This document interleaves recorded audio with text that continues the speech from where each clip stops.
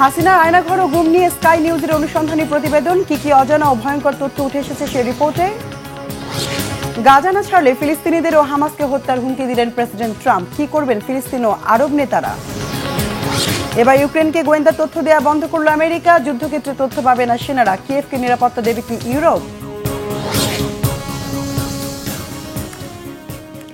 আসসালামু আলাইকুম, দেখছিলেন Bangla vision world news headline. বাংলাদেশের সাবেক স্বৈরাচারী প্রধানমন্ত্রী শেখ হাসিনার বহুল আলোচিত বিতর্কিত আয়নাঘর নিয়ে মঙ্গলবার অনুসন্ধানী প্রতিবেদন প্রকাশ করেছে প্রভাবশালী ব্রিটিশ গণমাধ্যম স্কাই নিউজ। কিভাবে বিরোধী পক্ষ ও সমালোচকদের বছরের পর বছর ধরে গুম করে রাখা হতো এসব আয়নাঘরে, কিভাবে তাদের উপর চালানো হতো নির্মম নির্যাতন, কিভাবে হত্যা করে গায়েব করা হতো লাশ, এমন সব অজানা ভয়ঙ্কর তথ্য বিস্তারিত উঠে এসেছে স্কাইর প্রতিবেদনে। সেই প্রতিবেদনের উল্লেখযোগ্য অংশ নিয়ে হিজল জুবাইরের ডেস্ক রিপোর্ট। বিগত ১.৫ দশক স্বৈরাচারী শেখ হাসিনার শাসনামলে বাংলাদেশ কতটা ভয়াবহতার মধ্যে ছিল, আয়নাঘর নিয়ে স্কাই নিউজের করা বিশেষ এক অনুসন্ধানী প্রতিবেদনে উঠে এসেছে তারই খণ্ডচিত্র। সাংবাদিক কর্ডেলিয়া লিঞ্চের করা ওই প্রতিবেদনে শুরুতেই দেখানো হয় কিভাবে রাষ্ট্রীয় মদদে মানুষ হত্যা করে লাশগুলো ডুবিয়ে দেয়া হতো বুড়িগঙ্গা সহ বিভিন্ন নদীতে। সেসব লাশ যেন ভেসে না ওঠে সেজন্য সেগুলোর সাথে বেঁধে দেয়া হতো সিমেন্টের ব্যাগ, ফলে কখনোই সেসব লাশের সন্ধান পায়নি নিহতদের পরিবার বা আত্মীয় স্বজন। স্কাই নিউজ জানায়, বাংলাদেশে গুমের ঘটনা তদন্তে গঠিত বিশেষ কমিশনের কাছে এখন পর্যন্ত ১,৭০০ অভিযোগ জমা হয়েছে। কমিশনের সদস্য নাবিলা ইদ্রিসের ধারণা, হাসিনার আমলে ৩,৫০০-এর বেশি মানুষকে গুম করা হয়েছে। এত মানুষের খোঁজ খবর বের করা কঠিন এক চ্যালেঞ্জ। এইসব নদী ছিল লাশ গুম করার অভিনব এক জায়গা। এখান থেকে ফরেনসিক তথ্য উপাত্ত সংগ্রহ করে কিছু প্রমাণ করা খুব কঠিন। অনেক ক্ষেত্রেই লাশের পেট চিরে ভেতরে সিমেন্ট বা ইট ঢুকিয়ে সেগুলোকে ডুবিয়ে দেওয়া হতো। সরকারের নির্দেশনায় এসব হত্যাকাণ্ড সংঘটিত হতো। এরই মাঝে এ ব্যাপারে বেশ কিছু তথ্য উপাত্ত মিলেছে। গণ অভ্যুত্থানে উৎখাত হওয়া প্রধানমন্ত্রী শেখ হাসিনাই সরাসরি মানুষ গুম করার নির্দেশ দিতেন বলে অভিযোগ প্রসিকিউটরদের। গুম করা এই সব মানুষকে আটকে রাখা হতো আয়নাঘর নামে দেশব্যাপী বিস্তৃত শত শত বন্দিশালায়। অনেককেই বছরের পর বছর আটকে রেখে নির্যাতন করা হতো। কাউকে রাখা হতো চোখ বেঁধে, কারো বা জায়গা হতো অপ্রশস্ত জানালাবিহীন অন্ধকার কুঠুরিতে। সম্প্রতি তারই একটি পরিদর্শনের বিরল সুযোগ পায় স্কাই নিউজ। মানবতা বিরোধী এসব অপরাধের অভিযোগে মামলা প্রস্তুত করছেন প্রসিকিউটররা। এই আয়নাঘরে একটি কক্ষে ছিল বন্দীদের নির্যাতনের জন্য বিদ্যুৎ চালিত ভয়াবহ স্পিনিং চেয়ার। বন্দীদের এই চেয়ারে বসিয়ে অত্যধিক দ্রুত গতিতে ঘোরানো হতো। কাউকে ঝুলিয়ে রাখা হতো সিলিং থেকে বা পরিয়ে রাখা হতো শেকল। এই আয়নাঘরের অনেক কক্ষেই নিষিদ্ধ মাদক, জাল মুদ্রা, এমনকি বিস্ফোরকের দেখা মেলে। প্রসিকিউটররা বলছেন, এগুলো ভুয়া তথ্য প্রমাণ, এগুলোর অজুহাতেই আটকে রাখা হতো বন্দীদের। দেশ জুড়ে এরকম অজস্র আয়নাঘরের খোঁজ মিলছে বলে জানান আন্তর্জাতিক অপরাধ ট্রাইব্যুনালের চিফ প্রসিকিউটর তাজুল ইসলাম। এখন পর্যন্ত ৭০০ থেকে ৮০০ আয়নাঘর শনাক্ত করা হয়েছে। আমরা এসব ঘটনায় সংশ্লিষ্ট কিছু কমান্ডার ও কর্মকর্তাদের জবানবন্দি নিয়েছি। শেখ হাসিনার নির্দেশেই এসব কাজে অংশ নিয়েছেন বলে জানিয়েছেন তারা। হাসিনা যা করেছেন তা সুস্পষ্টভাবে মানবতা বিরোধী অপরাধ। আমরা অবশ্যই আদালতে তা প্রমাণ করব।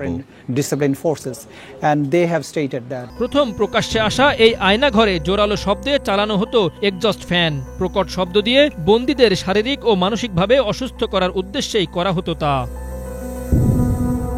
সম্প্রতি আয়নাঘর থেকে মুক্তি পেয়েছেন মানবাধিকার কর্মী মাইকেল চাকমা। চোখ বেঁধে একটি জঙ্গলে ফেলে দেওয়া হয় তাকে। ৫ বছর ৪ মাস পর প্রথমবারের মতো সূর্যের আলো দেখার সৌভাগ্য হয় তার। প্রতিনিয়ত বন্দিদশার ভয়াবহ ট্রমা বয়ে বেড়াচ্ছেন তিনি। বেঁচে ফিরবেন কল্পনাও করতে পারেননি মাইকেল। মারা গেছেন ভেবে তার অন্ত্যেষ্টিক্রিয়া সম্পন্ন করেছিল পরিবার। তার এই বেঁচে ফেরা যেন অলৌকিক।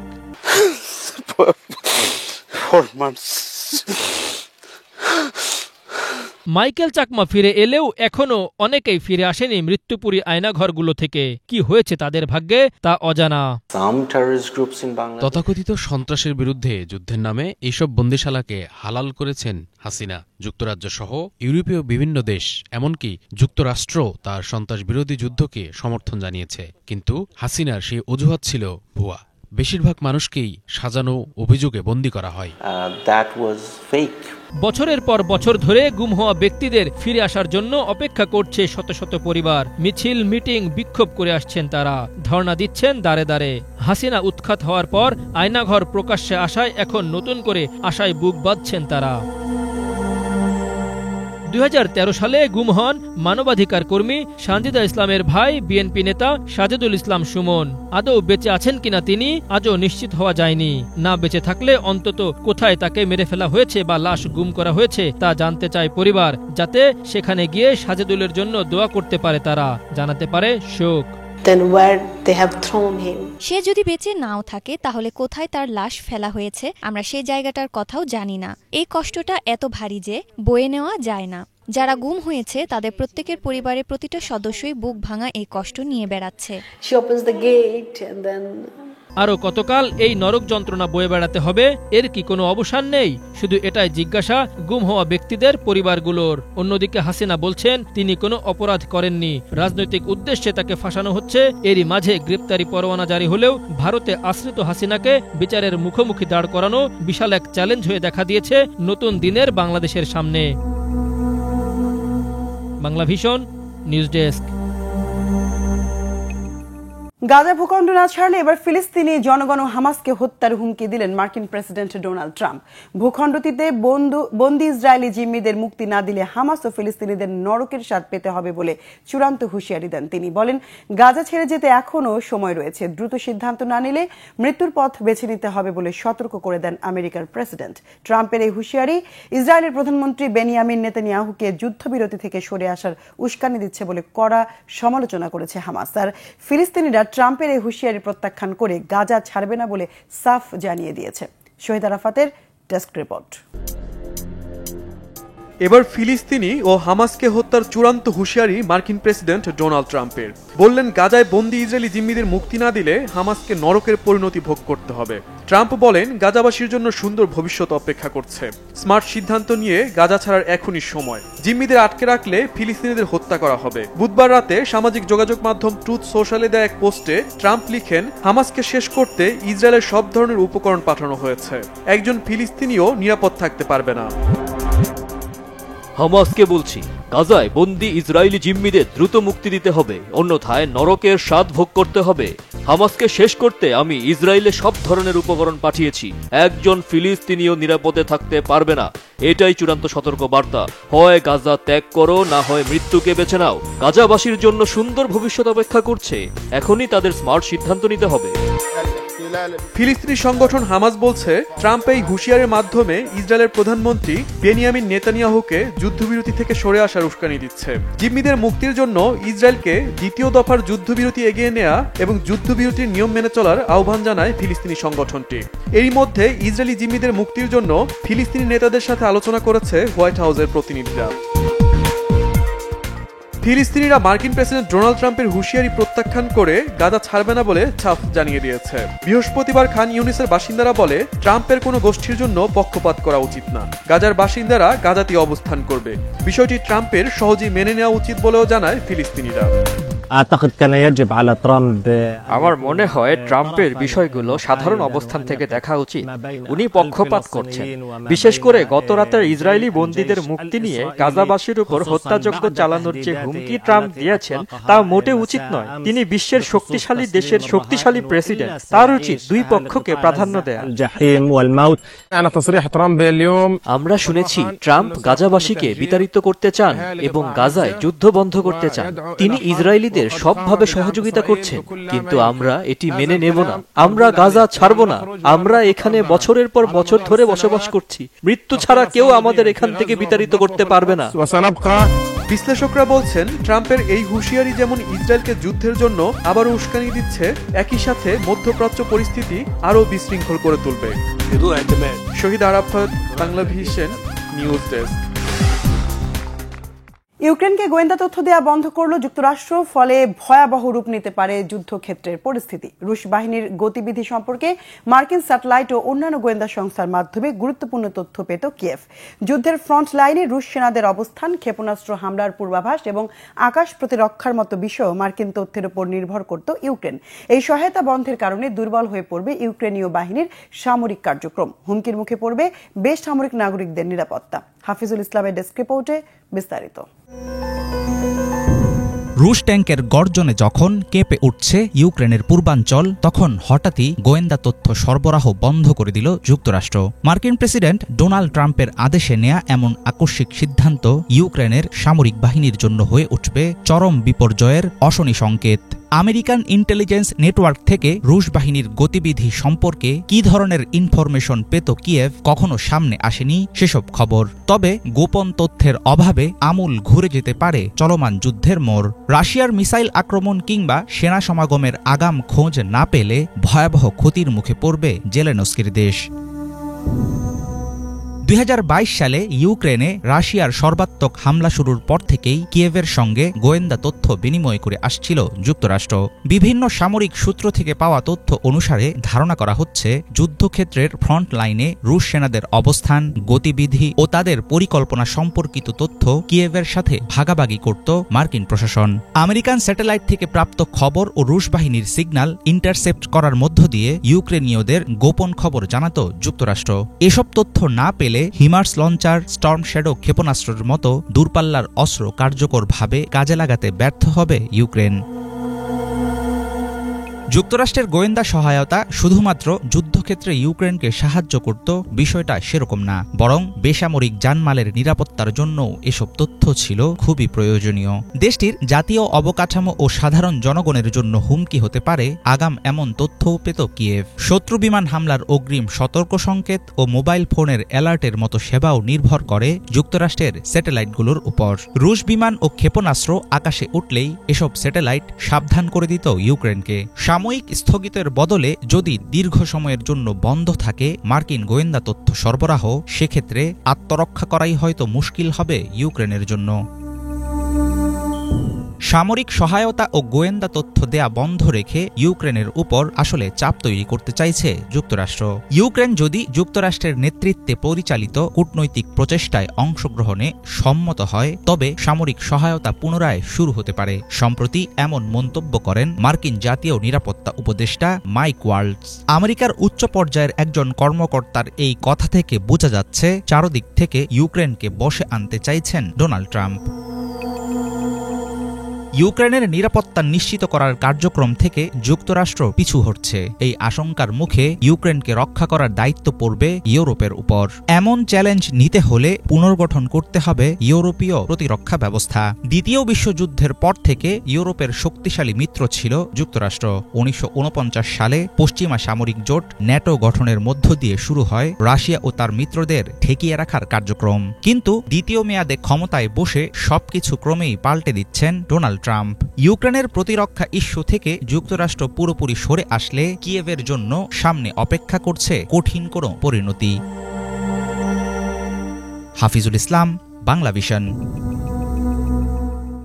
সবাইকে অবাক করে মার্কিন প্রেসিডেন্ট ডোনাল্ড ট্রাম্প 13 বছর বয়সী এক কিশোরকে সিক্রেট সার্ভিস এজেন্ট হিসেবে নিয়োগ দিয়েছেন। মঙ্গলবার মার্কিন প্রেসিডেন্টের দায়িত্ব গ্রহণের পর কংগ্রেসে প্রথম ভাষণ দেন ট্রাম্প। এ সময় তিনি বিরল ক্যান্সারে আক্রান্ত ডিজে ড্যানিয়েলকে সম্মানসূচক সিক্রেট সার্ভিস এজেন্ট হিসেবে নিয়োগের নির্দেশ দেন। ট্রাম্পের এই পদক্ষেপের জন্য কেবল রিপাবলিকানরাই নন, ডেমোক্রেটরাও প্রশংসা করেছেন। কিন্তু কেন এক কিশোরকেই দায়িত্ব দেওয়া হলো? বিস্তারিত মিরফাজুল রাব্বির ডেস্ক রিপোর্টে। চলছে মার্কিন কংগ্রেসের যৌথ অধিবেশন।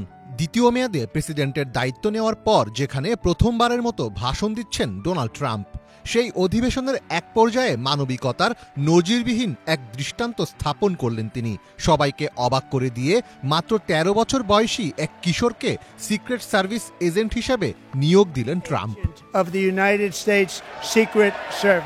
মঙ্গলবার কংগ্রেসের ভাষণে টেক্সাসের 13 বছর বয়সী ডিজে ড্যানিয়েলকে সম্মানসূচক সিক্রেট সার্ভিস এজেন্ট হিসেবে নিয়োগের নির্দেশ দেন ট্রাম্প। ট্রাম্পের ঘোষণার পর আবেগঘন এক দৃশ্যের অবতারণা ঘটে। সবাই করতালিতে ড্যানিয়েলকে স্বাগত জানান। ট্রাম্পের এ পদক্ষেপের জন্য কেবল রিপাবলিকানরাই নন, প্রশংসা করছেন ডেমোক্রেটরাও।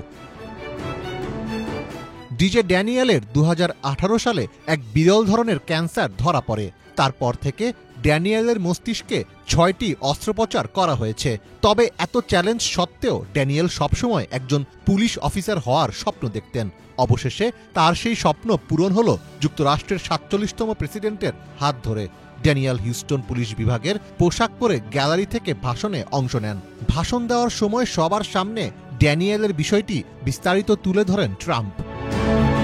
ডিজে ড্যানিয়েলের স্বপ্ন ছিল বড় হয়ে একজন পুলিশ অফিসার হওয়া, কিন্তু 2018 সালে তার একটি বিরল ধরনের ক্যান্সার ধরা পড়ে। তবে সে হাল ছাড়েনি। গত 6 বছর ধরে ডিজে ড্যানিয়েল এবং তার বাবা লড়াই করে যাচ্ছেন। আজ ড্যানিয়েলের স্বপ্ন সত্যি হচ্ছে। আমি ডিজে ড্যানিয়েলকে মার্কিন যুক্তরাষ্ট্রের সিক্রেট সার্ভিসের একজন অফিসিয়াল এজেন্ট করার নির্দেশ দিচ্ছি। ট্রাম্পের নির্দেশের পর সিক্রেট সার্ভিসের পরিচালক শন কারান ড্যানিয়েলকে সম্মানসূচক সিক্রেট সার্ভিস এজেন্ট হিসেবে শপথ গ্রহণ করান। এখানেই শেষ নয়, ড্যানিয়েলকে সপরিবারে ওভাল অফিসেও আমন্ত্রণ জানান ট্রাম্প।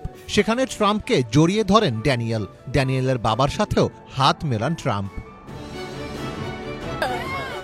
ট্রাম্পের ভাষণের পর সামাজিক মাধ্যমে ড্যানিয়েলের পুরনো একটি ভিডিও নতুন করে ভাইরাল হয়, যেখানে দেখা যায় পুলিশের পোশাক পরার কারণে একদল ব্যক্তি তাকে হয়রানি ও উপহাস করছে, যা দেখে তীব্র ক্ষোভ প্রকাশ করেন নেটিজেনরা। 2018 সালে মস্তিষ্কের ক্যান্সার নির্ণয়ের পর ডাক্তাররা ড্যানিয়েলকে মাত্র 5 মাস বেঁচে থাকার সময় দিয়েছিলেন, কিন্তু এরপরও বেঁচে যান ড্যানিয়েল। তবে এজন্য তাকে বারবার অস্ত্রোপচারের মুখোমুখি হতে হয়েছে। এত কষ্টসহ্যের পর অবশেষে ইতিহাসের পাতায় নাম লেখালেন ড্যানিয়েল, হয়ে উঠলেন যুক্তরাষ্ট্রের সিক্রেট সার্ভিসের সর্বকনিষ্ঠ সদস্য। মীর ফজলে রাব্বি, বাংলা ভিশন। পবিত্র মাহে রমজানকে কেন্দ্র করে বিশ্বের দেশে দেশে গড়ে উঠেছে বৈচিত্র্যময় আয়োজন। কোথাও সাহরির আগে কামান দাগানো, কোথাও ইফতারে ঐতিহ্যবাহী খাবারের সমারোহ, আর কোথাও রাতভর মসজিদে ইবাদত মশগুল থাকার অপূর্ব দৃশ্য। প্রতিটি অঞ্চলে রমজান পালন আলাদা আলাদা গল্প বলে। এ নিয়ে ধারাবাহিক আয়োজনে দেশে দেশে রমজান। এবারের পর্বে শিয়া অধ্যুষিত দেশ ইরান নিয়ে বিস্তারিত জানাচ্ছেন হাফিজুল ইসলাম। আল্লাহর পক্ষ থেকে দান করা মহিমান্বিত মাস রমজান। এই মাসে পৃথিবী জুড়ে মুসলমানরা পালন করেন পবিত্র সিয়াম। বর্তমান বিশ্বের প্রভাবশালী শিয়া অধ্যুষিত মুসলিম দেশ ইরান। দেশটিতে মহা সমারোহে পালন করা হয় মাহে রমজান। ইরানে রমজান আসে খুশির আমেজ নিয়ে। মাসের শুরুতে এক বিশেষ ধরনের বাজার বসে, যেখানে ইফতার এবং সাহরির জন্য প্রয়োজনীয় সব ধরনের খাবারের আয়োজন করা হয়। বাজারে দেখা মেলে নানা রকম তাজা ফল, মিষ্টান্ন এবং খাবারের স্টল, যেখানে খেজুর, আপেল, চেরি, তরমুজ, আখরোট, রুটি এবং ঐতিহ্যবাহী আজারি পনির প্রাধান্য পায়। ঐতিহ্যগতভাবে ইরানি ইফতারে খেজুরের সাথে পান করা হয় চা অথবা গরম পানি। দস্তরখানে থাকে চিনির শিরায় ডোবানো সিরাই জুলবিয়া ও বামিহ নামের বিখ্যাত পার্সিয়ান মিষ্টি। অ্যাশ রেশতেহ নামের এক জাতীয় স্যুপ ইরানের আরেক ঐতিহ্যবাহী খাবার। এই স্যুপে থাকে চিকেন নুডলস, মাঠার মতো ঝোল, সাথে দেয়া হয় পার্সলে, পালং ও পেঁয়াজের মতো বিভিন্ন উপাদান। বুটের ডাল ও মাংস দিয়ে তৈরি করা শামি কাবাব ইরানি ইফতারের অন্যতম জনপ্রিয় একটি আইটেম। চাল, চিনি আর জাফরান দিয়ে রান্না হয় শোলে জার্দ নামের এক ধরনের পায়েস। ইরানিদের পছন্দের তালিকার শুরুতেই থাকে মিষ্টান্ন জাতীয় এই আইটেম। রমজানে ইরানিদের খাদ্য তালিকায় থাকে তাজা খাবার। ইফতার আইটেমে দেখা যায় খেজুর, আপেল, চেরি, তরমুজ, আখরোট, তালিবি নামের এক ধরনের বাঙি। মধু, রুটি, দুধ, পনির রোজাদারদের অন্যতম পছন্দ। ইরানের ইফতারে টমেটো, শসা, লেটুস পাতার সালাদের সাথে দেখা যায় পুদিনা ও ধনিয়া সহ নানা রকম সুগন্ধি পাতার ব্যবহার। রমজানের সময় ইরানিরা নিজেদের ঘরবাড়ি, দোকানপাট ও রাস্তা সাজিয়ে তোলে। সাহরিতে গাওয়া হয় গজল, বাজানো হয় ঢোল। শিক্ষা প্রতিষ্ঠানে দেয়া হয় ছুটির ঘোষণা। শিয়া সম্প্রদায় অধ্যুষিত হওয়ায় আমাদের পরিচিত রমজানের রীতিনীতির সাথে কিছুটা তফাৎ আছে ইরানের। তবে পার্থক্য যতই হোক, মহান আল্লাহর সন্তুষ্টি লাভের চেষ্টাই দিন শেষে সিয়ামের প্রকৃত উদ্দেশ্য। হাফিজুল ইসলাম, বাংলা ভিশন। কাজাখস্তানের রাজধানী নূর সুলতানে অবস্থিত এক মহিমান্বিত ইসলামী স্থাপত্য আস্তানা গ্র্যান্ড মসজিদ। দেশটির বৃহত্তম এই মসজিদ শুধু উপাসনার স্থানই নয়, বরং এটি ইসলামী ঐতিহ্য ও সাংস্কৃতিক ঐক্যের এক উজ্জ্বল নিদর্শন। এর সুবিশাল গম্বুজ, সুউচ্চ মিনার ও দৃষ্টিনন্দন অলঙ্করণ মুগ্ধ করে দর্শনার্থীদের। রমজানের বিশেষ আয়োজনে দেশে দেশে মসজিদে আজকের পর্বে থাকছে আস্তানা গ্র্যান্ড মসজিদ। নূর সুলতান, যা পূর্বে আস্তানা নামে পরিচিত ছিল, এখানেই দাঁড়িয়ে আছে আস্তানা গ্র্যান্ড মসজিদ। মসজিদটি কাজাখস্তানে ইসলামী স্থাপত্য এবং ধর্মীয় পবিত্রতার এক নিদর্শন। এর সুবিশাল গম্বুজ, সুউচ্চ মিনার এবং অলঙ্করণ সহ মসজিদটি কেবল উপাসনার স্থানই নয়, বরং দেশটির সমৃদ্ধ সংস্কৃতি, ঐতিহ্য এবং ধর্মীয় বৈচিত্র্যেরও প্রমাণ। 2012 সালে স্থাপিত আস্তানা গ্র্যান্ড মসজিদ কাজাখস্তানের বৃহত্তম মসজিদ, যাতে 10,000-এরও বেশি মানুষ একসঙ্গে নামাজ আদায় করতে পারে। পিটার কোস্টেনকোর নেতৃত্বে স্থপতিদের একটি দল ডিজাইন করে মসজিদটি। এতে আধুনিক স্থাপত্য শিল্পের সাথে প্রথাগত ইসলামিক নকশার এক অপূর্ব মিশ্রণ ঘটানো হয়েছে। মসজিদের নকশাটি বিভিন্ন ইসলামিক স্থাপত্য শৈলী থেকে অনুপ্রাণিত, বিশেষ করে অটোমান এবং মামলুক নকশা। এর কেন্দ্রীয় গম্বুজ জটিল জ্যামিতিক নিদর্শন এবং ক্যালিগ্রাফি দ্বারা সজ্জিত। মসজিদের ভেতরের কারুকার্যও সমানভাবে মনোমুগ্ধকর। মার্বেলের মেঝে, ঝাড়বাতি এবং অলঙ্কিত মিহরাব রয়েছে, যা শ্রদ্ধা ও প্রশান্তি জাগিয়ে তোলে। এর স্থাপত্যের মহিমার বাইরে আস্তানা গ্র্যান্ড মসজিদ কাজাখস্তানের মুসলিম সম্প্রদায়ের জন্য একটি গুরুত্বপূর্ণ কেন্দ্র হিসেবে পরিচিত। এতে দৈনিক নামাজ, ইসলামিক খুতবা এবং কোরআন অধ্যয়ন সেশনের আয়োজন করা হয়, যা স্থানীয় মুসলিমদের মধ্যে একতার অনুভূতি জাগায়। ঈদুল ফিতর এবং ঈদুল আজহার মতো ধর্মীয় উৎসবগুলির সময় মসজিদটি উদযাপনের কেন্দ্রবিন্দুতে পরিণত হয়। সারা দেশ থেকে হাজার হাজার ধর্মপ্রাণ মুসলমান ছুটে আসেন মসজিদটিতে।